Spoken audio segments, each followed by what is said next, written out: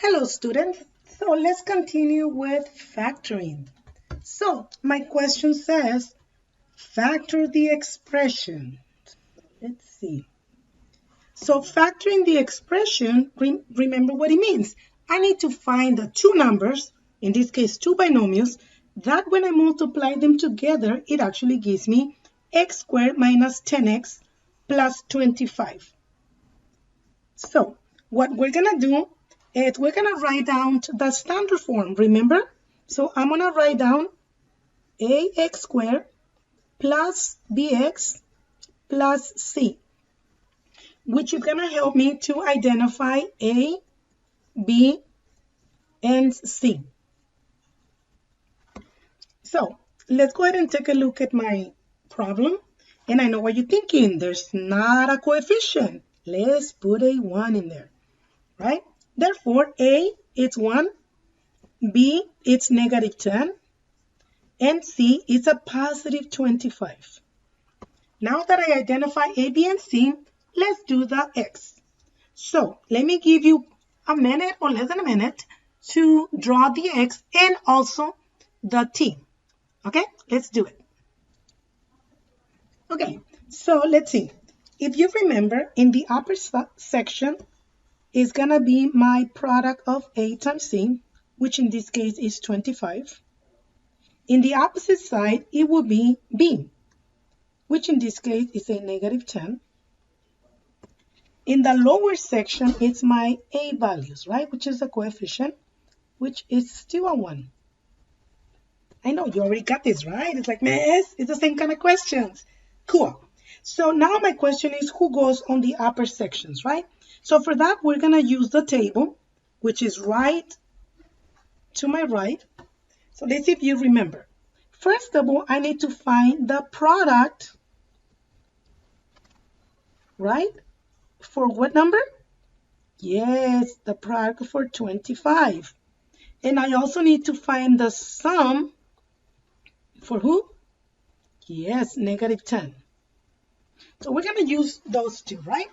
So let's start with the first one. You always start with a 1, right, guys? So we're going to say 1 times 25 gives me a 25. But remember that that's a positive 25. Therefore, I need to consider my negative numbers, right? So negative 1 times negative 25 gives me a, yes, absolutely right, guys, positive 25. So the next one is, what will be the next one? Do you think that 2 times something will give me 25? No, right? How about 3? No. How about 4? No, miss. 4 times 5 is 20. So no, it doesn't work. So what about 5? So we're going to think that, I know my 5 times 5 gives me 25.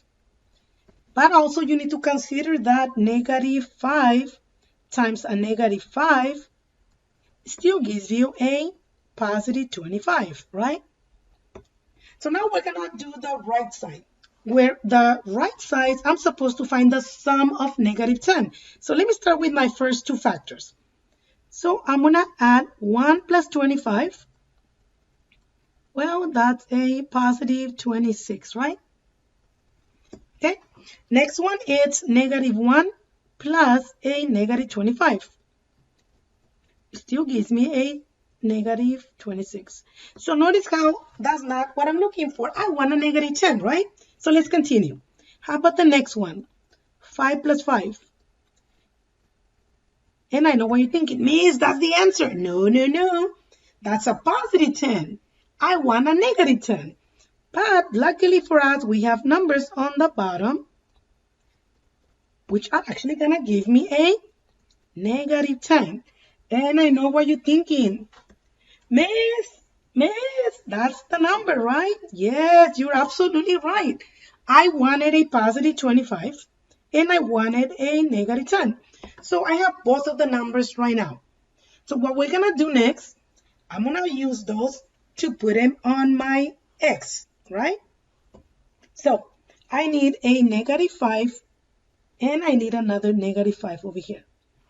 So if you remember, the x goes with my lower section And I want you guys to remember that these are going to be the ones that I'm going to use for my factors. Right? So let's finish it up. So I can rewrite that as 1x minus 5, because remember it was a negative 5. The other one is 1x minus 5 as well, which I can rewrite as x minus 5 and another x minus 5. These are my factors. So yes, that's what I was looking for. Those are my answers, right? So I know what you're thinking. So what are we going to do on the left side, Miss? Well, in the left side, what we're going to do is we're going to prove that my factors are actually correct. How do I prove that?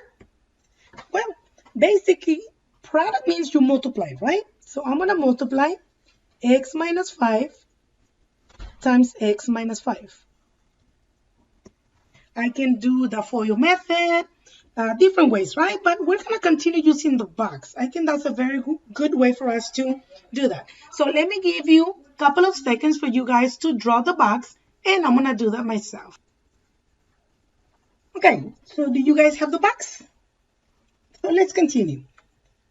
So what we're saying now is that we need to use the box to check, right? We say that, check. So let's write down the word over here, check, which means I'm going to prove that my problem is correct. So let's go ahead and write the terms. So I'm going to write the first one, which is x. On the second section, I'm going to write down negative 5. On the left side, x, and on the bottom, negative 5 as well. So we're going to multiply. X times x gives me x squared. Negative 5 times an x gives me a negative 5x. X times a negative 5 is negative 5x. And negative 5 times a negative 5 is a positive 25. So what we're going to do next is we're going to rewrite everything inside the boxes. So I'm going to start with x squared minus 5x minus 5x. Remember, if there's a negative sign, you put a minus for that term, plus 25. Now, anybody knows what to do next? I hope you say combining like terms, right? Yes, we're going to combine like terms. So the question is, who can I combine, right? Yes, we're going to combine negative 5x and another negative 5x. So x squared cannot be combined with anything. So I'm going to bring it down. So let's bring it down here. And I'm going to combine negative 5 plus a negative 5 gives me a negative 10, right? Good. So it's going to say minus 10x. And the 25 is my constant, so it goes alone.